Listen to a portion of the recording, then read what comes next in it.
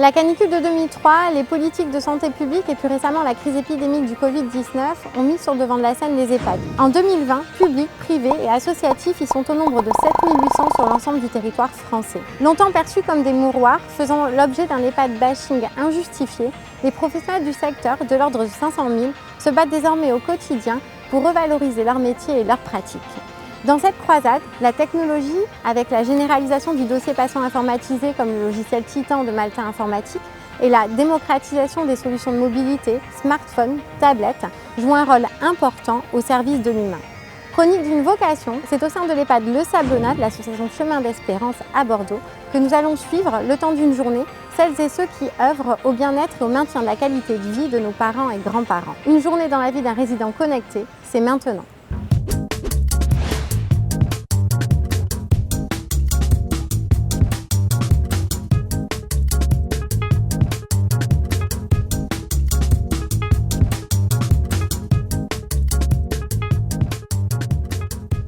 Combien de résidents vous avez en charge sur une journée type ici? Alors, on a 83 résidents en hébergement permanent, 7 en hébergement temporaire.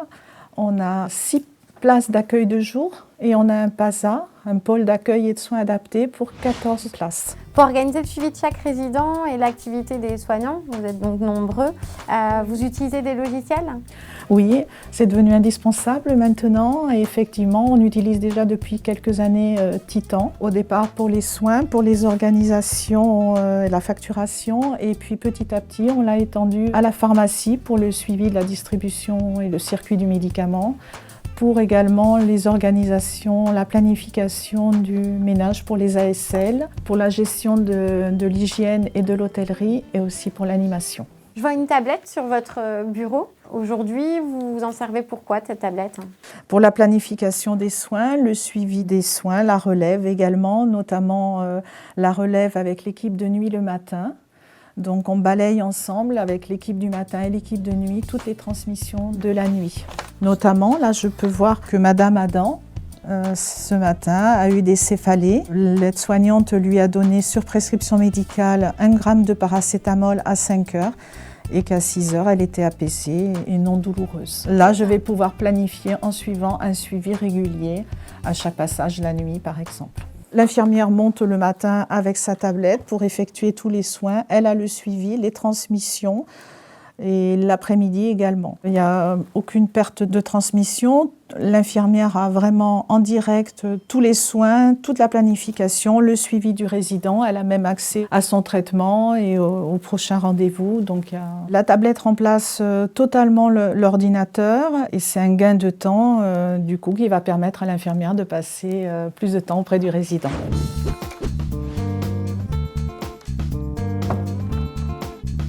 Bonjour, pouvez-vous vous présenter? Bonjour, je m'appelle Marie et je suis infirmière à l'EHPAD Le Sablonnat à Bordeaux. Comment est structurée votre journée en tant qu'infirmière? Là, en fait, je vais partir donc en soins. Et vous partez uniquement avec votre tablette? Oui, uniquement avec la tablette. En fait, avec l'application Titan Nomade, je peux filtrer donc par résident, intervenant et secteur et j'ai accès à l'ensemble de mon plan de soins. D'ailleurs, là, il est 8 heures et je vais faire le suivi auprès d'un résident pour une prise de température. Bonjour Madame Albert, comment allez-vous aujourd'hui? Très bien. Je vais vous prendre la température. 37, tout va bien. Température normale, mais la patiente se plaint de maux de tête. Vous avez utilisé un thermomètre connecté en Bluetooth pour la prise de température de Madame Albert. Qu'est-ce que ça a changé pour vous? Ça me permet de gagner du temps. Du coup, je fais tout via la tablette et puis il n'y a pas d'erreur de saisie parce que donc, le thermomètre envoie directement les informations. Et puis en plus, je peux rajouter des commentaires via la dictée vocale. J'ai été référente sur le projet de la mise en place de Titan. Les changements que j'ai constatés, c'est une meilleure passerelle entre les informations qui viennent du service soins et la facturation. Les infirmières pouvant rentrer les informations concernant les résidents, et concernant surtout les sorties hospitalisation, congés, et qui viennent directement s'intégrer dans la facturation. Ça impacte donc votre facturation sans action de votre Voilà, part. exactement. Donc du coup, je suis autonome. Je n'ai pas besoin d'aller à nouveau chercher les informations. Elles rentrent directement. Moi, je rentre juste les informations, les variables, à savoir s'il y a eu des achats pour la petite boutique ou pour les repas invités. Je gère la facturation hébergement permanent, temporaire, accueil de jour et aide sociale. Par rapport à l'accompagnement, j'ai eu une formation de 2 jours avec un formateur de chez Titan. Mais très vite, moi, j'ai su m'approprier le logiciel. Je l'ai trouvé très vite accessible d'utilisation. J'ai beaucoup aimé aussi son interface. Je la trouve agréable pour travailler. Donc, je me le suis rapidement approprié et ça a été assez simple pour moi. Je viens de recevoir donc une notification qui m'indique donc qu'une résidente, Madame Albert, a chuté ce matin. Donc on va aller se diriger vers la chambre de Madame Albert. Madame Albert, je viens de recevoir une notification comme quoi vous aviez fait une chute, donc je viens de prendre votre tension.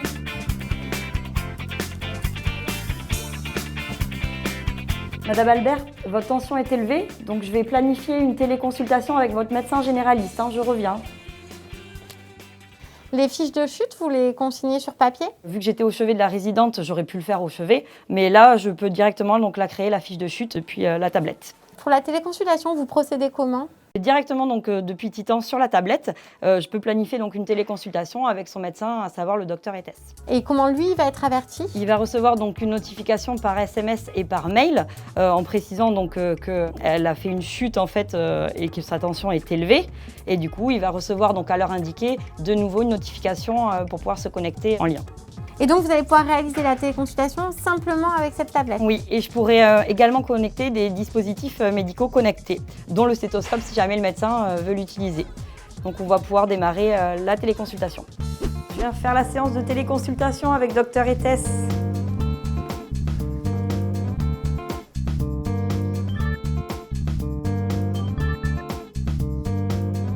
Bonjour docteur. Bonjour. Je suis en compagnie de Madame Albert qui a chuté donc Oui. ce matin et qui a une tension élevée. D'accord. Donc je vais vous demander de brancher le stéthoscope pour que je puisse avoir des éléments d'auscultation. Parfait. Restez un petit moment. Très bien. Bon, ça me suffit. Donc, avec les éléments que j'ai, je vais pouvoir avoir accès à votre dossier et voir si mon traitement n'est pas incompatible avec d'éventuelles allergies ou des impossibilités médicamenteuses. Puisque grâce à ce logiciel, j'ai accès à votre dossier. D'accord? Je vous remercie, docteur. Je vous en prie. Quel est l'intérêt majeur pour vous aujourd'hui de la téléconsultation et intégrée à votre logiciel de soins à l'EHPAD? Alors, il me paraît multiple. La première, c'est évidemment la rapidité et l'absence de déplacement, soit du médecin, soit du patient. Le deuxième point très intéressant, c'est la transmission directe de l'ordonnance via le logiciel sur la pharmacie qui transmet directement le traitement à l'EHPAD, sans autre intermédiaire et validé par la signature électronique. Et enfin, le troisième intérêt, c'est l'envoi de la feuille de soins électronique pré-remplie directement à la CPAM sans vraiment s'en occuper. Vous consultez votre messagerie? Oui, mais là, je suis en train de prendre une photo parce qu'il y a une flaque et du coup, ça peut être dangereux pour les résidents. Vous procédez comment dans ces cas-là? Vous êtes obligé de redescendre à l'infirmerie et contacter un agent d'entretien? Non, du tout. Je fais tout sur tablette. En fait, je vais planifier une action ponctuelle d'hygiène et d'hôtellerie. J'ai pris une photo en fait pour qu'il ait la zone exacte de la flaque et je viens de l'ajouter en fait aux plantes de ménage d'un agent et il va venir se déplacer. C'est vraiment une révolution pour nous, c'est un gain de temps. Elles ne prennent pas de place. Vous voyez sur le chariot, on peut consulter donc le dossier du résident, on peut ajouter des suivis, des surveillances, effectuer donc des suivis de plaies justement avec des photos. Donc au final, même pour les plaies, vous n'avez plus besoin de remplir des formulaires? Exactement, en fait, je fais tout sur la tablette, je peux prendre en photo, mesurer la longueur, la largeur, ça permet vraiment un suivi précis justement des plaies.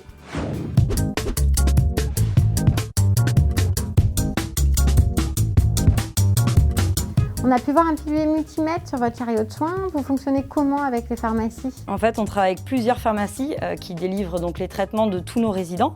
On a justement une liaison avec Titan et les ordonnances signées électroniquement par le médecin sont mises à disposition en direct sur les pharmacies.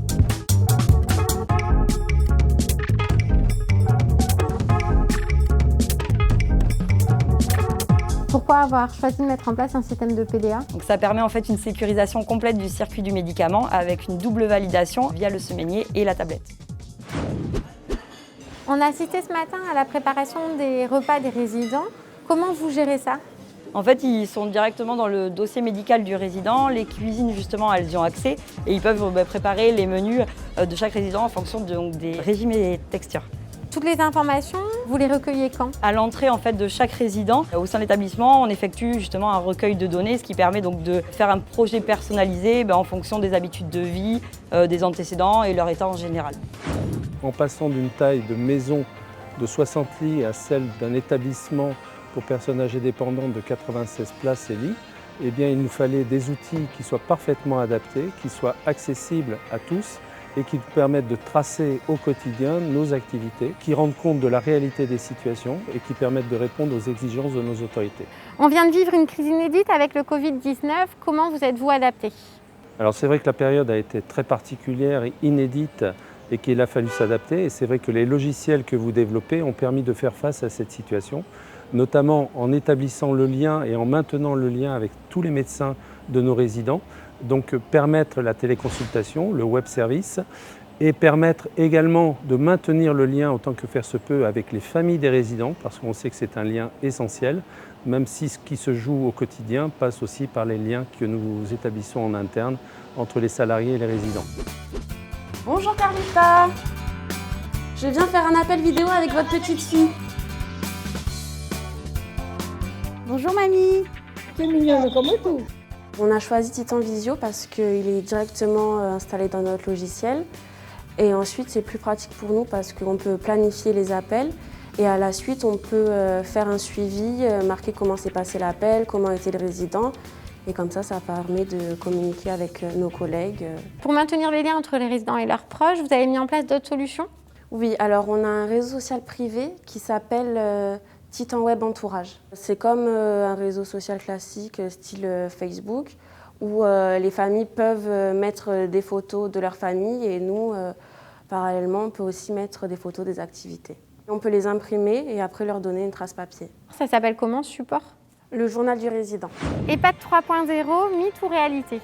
Aujourd'hui, ça devient une réalité. Ça peut nous surprendre, mais non seulement les familles apportent des solutions pour leurs proches, mais des résidents arrivent en demandant et en exigeant d'avoir des connexions et de pouvoir communiquer, s'informer. Et aujourd'hui, le premier enjeu de l'information passe par Internet et passe par toutes les applications, aussi diversifiées soient-elles. Encore faut-il qu'elles soient faciles et accessibles, mais je crois aujourd'hui que tous les opérateurs font en sorte que justement les attentes soient remplies sur ces deux points. Bravo pour tous les services que vous développez parce qu'ils ont correspondu tout à fait à l'épidémie et à la crise que nous venons de vivre et que nous espérons être derrière nous.